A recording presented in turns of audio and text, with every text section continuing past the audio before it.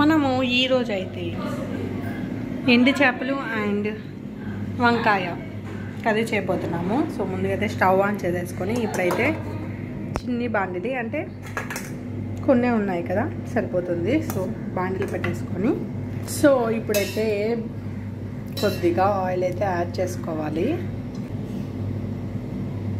Fish కదా కొంచెం ఎక్కువ యాడ్ చేసుకున్నాము.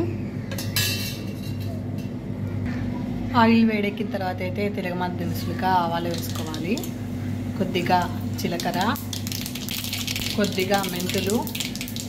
ఇప్పుడైతే ఆనియన్స్ వేసుకోవాలి. ఆనియన్స్ వేసుకొని ఫ్రై చేసుకోవాలి.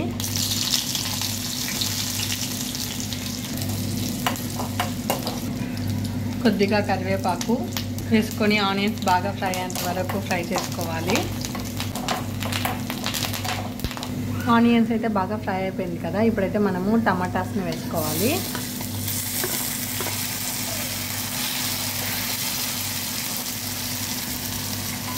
ఇప్పుడు ఫ్రైకి వేసిన ఆనియన్స్ కాకుండా కూరలో కూడా కొద్దిగా ఆనియన్స్ వేసుకోవాలి.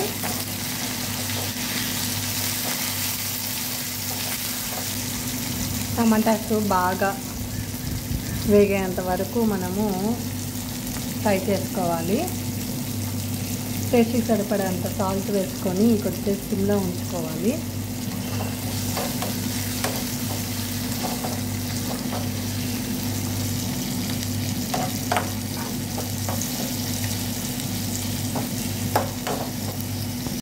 టమాటా అనేది బాగా ఫ్రై అయిపోయింది. ఇప్పుడు మనము కట్ చేసి పెట్టుకొని ఉన్న వంకాయలను అయితే యాడ్ చేసుకోవాలి. నార్మల్ చేపల పులుసు చేస్తే టేస్ట్ బాగుంటుంది, అదే వంకాయతో చేపల పులుసు చేస్తే టేస్ట్ అదిరిపోతుంది. స్పీచ్లెస్ అనమాట. ది బెస్ట్ కాంబినేషన్ చేపలకి, ఎండు చేపలకి అయితే వంకాయ అని చెప్పుకోవచ్చు.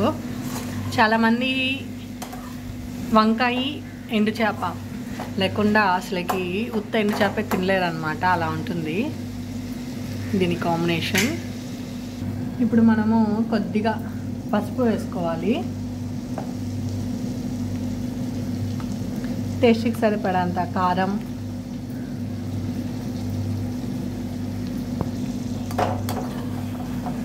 వీటినన్నింటినీ బాగా ఫ్రై చేసుకోవాలి. వంకాయ కూడా నల్ల వంకాయ వేసింది మా అమ్మ, చాలా టేస్టీగా ఉంటుంది. యాక్చువల్లీ నెల్లూరులో ఉంటే నెల్లూరు వంకాయ టేస్ట్, ఇక్కడ ఉంటే ఈ వంకాయ టేస్ట్ అనమాట. అలా ఉంటుంది. ఇప్పుడైతే మనము కారం వాసన పోయేంత వరకు ఫ్రై చేసుకున్నాక ఇప్పుడైతే చింతపండు రసంను అయితే యాడ్ చేసుకోవాలి పులుపుకి. సో ఇప్పుడు మనకు ఫైనల్గా వంకాయలు అనేది బాగా ఉడకాలి.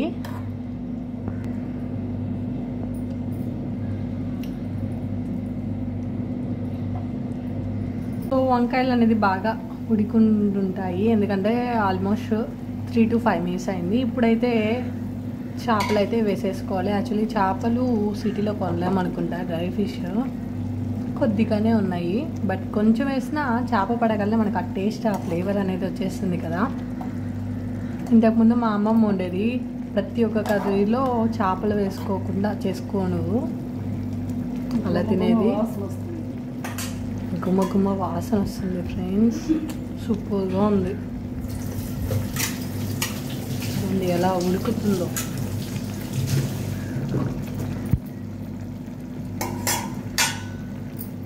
సో కొద్దిసేపు ఇలా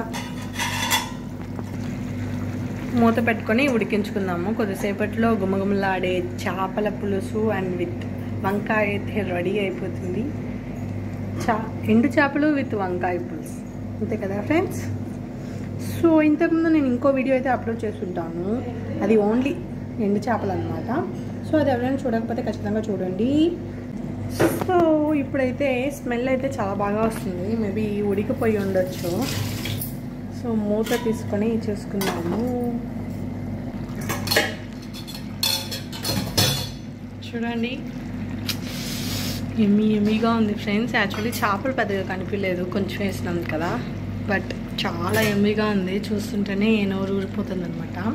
వేడి అన్నంలో వేసుకొని తింటుంటే అలా ఉంటుంది. మా అమ్మ చేప కోసం ఫైండింగ్ అనమాట. ఫైనల్గా చేప దొరికింది.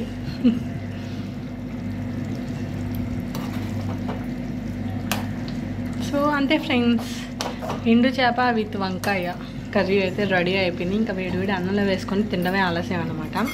So that's all for this video friends. ఇంతకుముందు కానీ మీరు ఓన్లీ ఎండు చేపల కర్రీ కానీ చూడకపోతే ఖచ్చితంగా ఆ వీడియో అయితే చూసేసేయండి. ఇప్పుడైతే మా అమ్మ దీన్ని గిన్నెలోకి వేసేసుకుంటుంది. చూడండి ఎంత యమ్మీగా ఉందో. So thanks for watching friends.